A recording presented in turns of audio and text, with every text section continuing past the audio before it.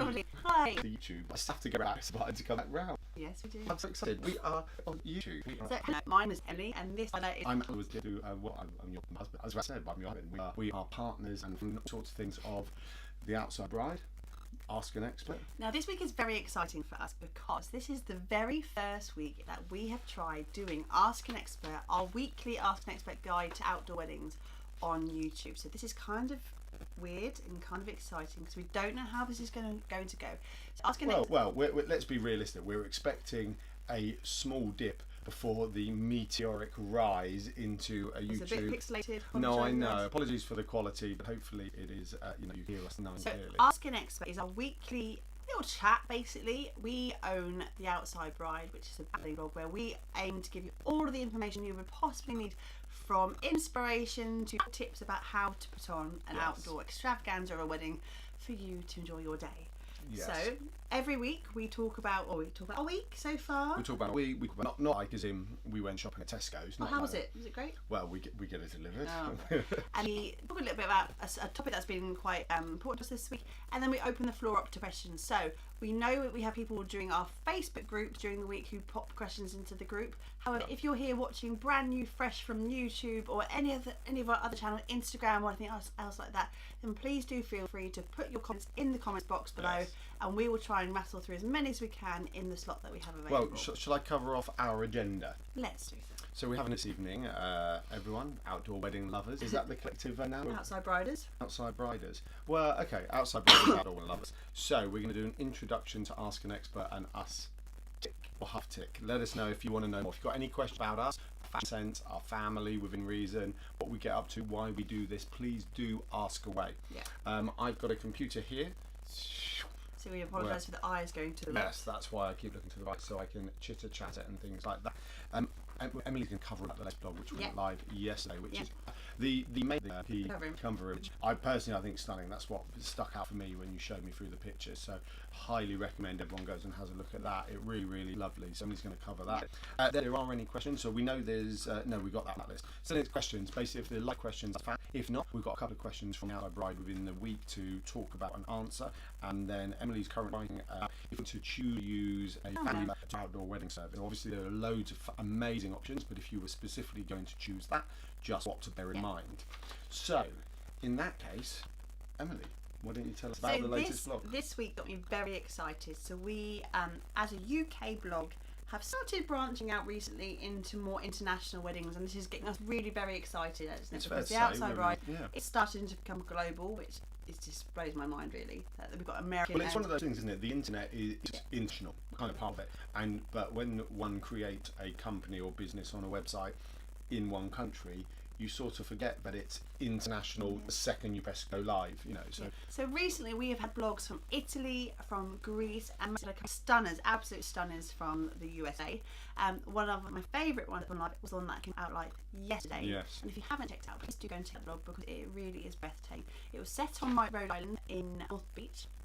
And the bride, Rebecca, got married in September. Rebecca wears the most sensational, hand-painted skirt and top. It was her hand-painted blue wedding skirt, and it absolutely is stunning. And the photos that Laura Palacios put together had them sat on the rocks of the beach on North Beach with the wind catching her skirt, and it is stunning. But what I really liked about it was the fact that they obviously love the natural background of the ocean and the beach and all that kind of rough and stone and rock kind of backdrop, and they've used that and they have put that through their wedding throughout the entire part of the entire wedding. So from their cake, which was very much marble blue washed icing, which was just to the stones they used for their place settings, to the hand tied bows with the ribbons, everything like that. It was absolutely stunning. And the stationery was sensational. It was an Etsy designer did it for them, but it's very much the blues.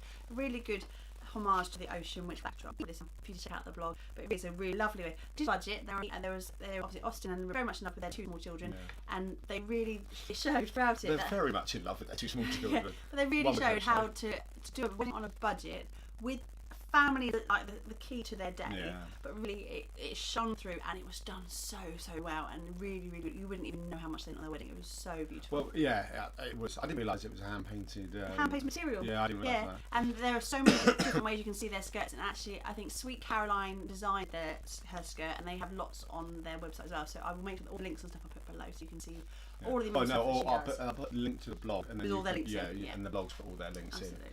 So. And tomorrow we've got another stunner coming up, which is a UK blog tomorrow about a brand new wedding venue who's talking about their garden wedding. So be sure to check that out too if you want to. Cool. Right. So on the list tonight we have also got we had a question from our Facebook group this evening from Becca O'Neill, who is one of our long-term brides on her way to getting married this year. So congratulations, Becca. Becca was asking about how to get around the issue of non-amplified music at your wedding. Her venue is very strict on amplified and non-amplified music, and they have said that no, there's no amplified music 3 and the evening. Yeah, normally like you can have amplified up to 11 PM. o'clock, and then after that you're not allowed amplified or whatever. That's the norm, but there might be slightly different licensing planning issues or rules. I'm enjoying my interest. Well, I keep doing it. I guess we'll forget that because this goes on podcasts. We also have to cover the non-visual things. So for the podcast listeners, a moment ago I picked up Emily's phone and took a selfie of us both whilst Emily was talking about the blog. And I am enjoying a very tasty gin and tonic tonight. It is my tipple of choice, as you well know by now.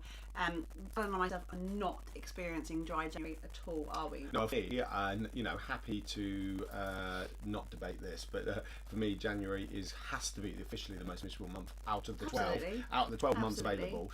I'm not saying it's miserable, anyone else is miserable, but January. Take away our carbs. Yes. Take away our chocolate, but do not take away my gin. Yes, I've got to take away that stone I put on over Christmas as well. So we are cutting back on our alcohol intake this month, yes. but we are not going completely We've cold limited turkey. our drinking to 3 nights a week. Yeah. Including Ask an Expert, because it wouldn't be Ask an Expert without us drinking a glass of gin. No, it wouldn't. But back to the amplified music. Yeah. It was a really interesting question because I think we'd all seen it kind of what do I do after 11, but not many people have seen what do I do for the whole evening. Basically, there were a couple of suggestions in the group which were what we could, we came up with, but that's what we came to conclusion as well. But then we have got a third one we didn't know about, which we forgot about, and then we remembered about. Excuse me, sorry.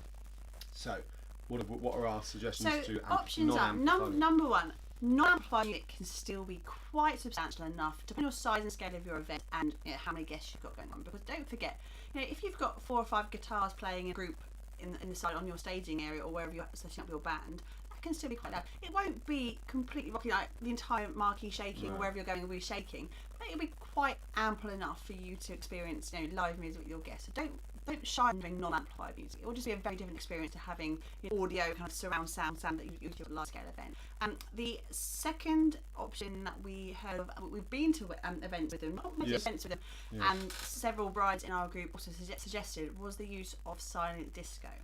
Now, silent discos have pros and cons. Number one is they're bloody good fun, aren't they? They are really good fun. And if you've ever been to a silent disco, you get your headsets, and you can have as many headsets as you need for the entire event for like 100, 150, 200, doesn't matter how many people you need. But the benefit is you can have different channels playing different types of music. So it's really quite comical to see someone playing, I don't know, Rage Against the Machine versus Ed Sheeran, different sort of tempos and stuff. So it's a good laugh. However, what you do take away from that element of having the fun of dancing is that for those who aren't dancers, so to speak, they do sit on the sidelines having a chat in silence. You'd almost need. I appreciate you can't have amplified music, but you must be allowed a certain element to a certain level of music. Yeah. So you'd almost need a very quiet PA system playing quiet music. So for everyone who didn't have headphones on, there was still some kind of music-inspired ambience. Yeah, I mean, it is amazing. If you have got dancers in the group, it's wicked fun. But do bear in mind it's an element of antisocial there, because time you've got cans on your head, you're not talking to the person next to you, or you're not having you're not having conversing at all. So bear in mind that yes, you have music in if that's what your main focus is, the music and dancing, then absolutely go ahead with a silent disco. If you're more about the laid back chatting, middling, kind of having a singing time, and that music may be enough for you. Yes. So don't shy away from that. It's nothing to be scared of. Alan has a third suggestion. Yeah, we did a venue we used to do a lot of work at in Marquee World. For those new to this, I used to own a third of a marquee company, And the venue, due to their license restrictions or planning restrictions, had to have directional speakers. So what they had to go and buy this set of big speakers, PA speakers, I don't know the technical term, apologies for themselves, and they went in the marquee ceiling between the lining and the marquee roof, and you aim them down the dancing area, and basically when you stood outside of that area, all you heard was like a quiet PA on, but when you were underneath them, it was really loud. I mean, it's clever acoustic stuff. We know this clever stuff happens, but none of us really know. It's a bit like the cloud, isn't it? We don't really know how it works. Where is the cloud? What is the cloud? Is there an actual cloud? Yeah, it's just all a bit magic, isn't it? So, and these directional speakers are very much like that, ridiculously impressive. Absolutely do what they say. Yeah. Obviously, if you need to bring them in, especially for your event, they may not be the most cost effective of solutions, but it is a solution to consider perhaps nevertheless. So that's it really. We came up with silent disco, perhaps. Don't be worried by non-amplified, because that in itself can create quite a lot of noise. Well, it depends on your size of your I've been to one man and his guitar style of like nights before, and that guitar's been mildly amplified, and it's been plenty loud enough for sort of 100 people dancing. Bear in mind, Aunt Miggins is sat down and Uncle Bob is, chatting away to whoever. So, just be aware, if this is not your situation anyway, if you're not restricted by amplified or non-amplified, that we've discussed this many times in the group anyway, temporary event notices, if you're getting married in a field in the middle of nowhere, and it doesn't matter, still be aware that you may be subject to restrictions on your timings with your loud music. So if you are having live entertainment, you're having amplified music, DJs, 10-piece brass bands, whatever you're having, just be aware that, especially in farm type agricultural land, when you've got plains ahead of you and you've got very flat land, sound will travel. So getting back ahead, most times any amplified music to FM, and if anything's got, you'll need a separate license for it. If not intending on having anything past 11 p.m, golden, that's fine. If you really want to have a party well into the early hours of the morning, if that's what you choose, I would be in bed by 10 p.m. most nights. Yes. Personally, but that's just me because I'm quite sad. 10 late, isn't it? I'm at 9:30 there nowadays. We sat and watched Luther for a week and we were like, oh my goodness, that's past. I was shattered. It was just an hour to go over each Luther episode. So Luther was finishing at 10. And then we would go, this is not real, this is not happening, it's okay. And we know about catch up, but sometimes you just want to watch things live, and well, that was it. It was finishing at 10, but we weren't actually going to. But anyway, by the way, if you are intending on having quite the party, having 3 or 4 bands one after, because you're having a massive wed fest, then do check your licensing restrictions of your local council, and just be very mindful that if you are in the middle of nowhere, you still might be in the middle of nowhere, but sound does travel. So work out where your nearest neighbours are going to be, where your nearest village is going to be, and if you need to put a little letter through the door box, of some people say there's going to be a wedding. It's not it's a one-off occasion, but there's going to be a wedding on this date. Just be a little bit mindful. Yes. Sound. No one likes to be interrupted in their nightly sleep with loud rage against the machine. Okay, so, and the last bit, if you've got anyone to ask a question, is think about if you're using a family member to conduct your outdoor wedding. I couldn't read my own writing. Outdoor weddings. So this is an interesting one. So we, to be honest, we were featured on BBC Radio Solent last week. We had a half-an-hour slot where we were talking about outdoor weddings and how to conduct your service and what to do. And there was a little conversation afterwards about how to conduct an outdoor ceremony if you're going to be not going to your traditional registry office or licensed venue. If you're conducting a ceremony separate to what the legal it's worth covering the legal part is what we're talking about, the non-legal part. So if you're watching from any country apart from the UK, you may have very different licensing laws in your country, and we're not professing to be experts in every single country's legal. But in the UK, where we're based currently, you cannot legally get married in the UK unless you are in a licensed venue under a fixed roof. That could be a gazebo or a doorway or anything of a fixed venue, or a church, or a registry office, anywhere like that. But you cannot legally get married under the sun in the middle of the field legally. Okay. So that will be subject to change. There are lots of conversations about how that will change. What you can do is have your legal service separate to your actual outdoor ceremony if you want to have the service that you want in front of your family and friends. We will always champion the work of amazing independent rent in this country. There are plenty of people out there who are happy to help you. They are professionals in their field who are insured, and they have all of the knowledge and expertise to conduct a service very bespoke to what you want as a couple to get married. Now obviously in the US you can get married out abroad, you can get married with anyone who wants to marry you. You can get ordained by family and friends. If you're in Scotland, separate to the other parts of the UK, where you can already get married outside with a legal ceremony outside with a humanist celebrant. But in the UK, in England or Wales currently, that is not happening right now. So if you are completely unsure, just know this now: you cannot legally get married in England and Wales without having a separate ceremony. Okay. But what that does open you out to is you can use plethora twice in the same bill. Yeah, you can't use I really like it as a word. No, I know, but move on. You can't use it twice. You can have this amazing series of options. There we go, of things you can do.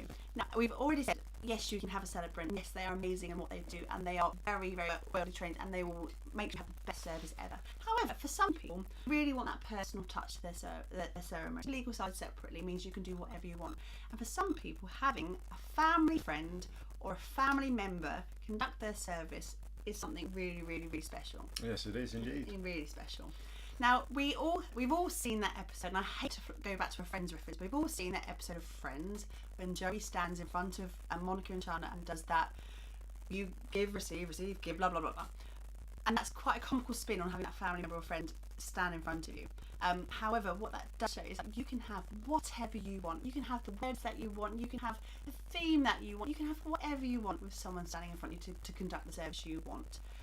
Some worldly advice: having a family member or friend conduct your service. And I'm going to be writing a blog post from the next week, so do make sure you stay tuned to read it. If you're going to go down that route, make sure very early on you're very clear what you want that person to do, because it's very simple, very easy to pick. I don't know, your best man. Your best man was quite sensible, wasn't he? Can you name any best men you've been wedding at? I don't think sensible is the right word. I think what you mean is like reliable. Reliable is the word. You're trying to, It's very easy to think about picking that person who is the fun, witty, charismatic character to conduct your service. But what you don't want to happen by picking that person is if it's become a stand-up comedy act. Now, it's not. Don't take away jokes and all the fun of it, but ultimately, what you're doing between your other half is to have this really sensitive, love-filled ceremony that you don't want to be packed full of jokes. So make sure that whoever you choose to run your service, be it your best man, be it Uncle Bob, be it your best friend from when you're 5 years old, make sure that person knows how serious that role is when they are going to be conducting your wedding service in front of all of your closest, nearest and dearest people.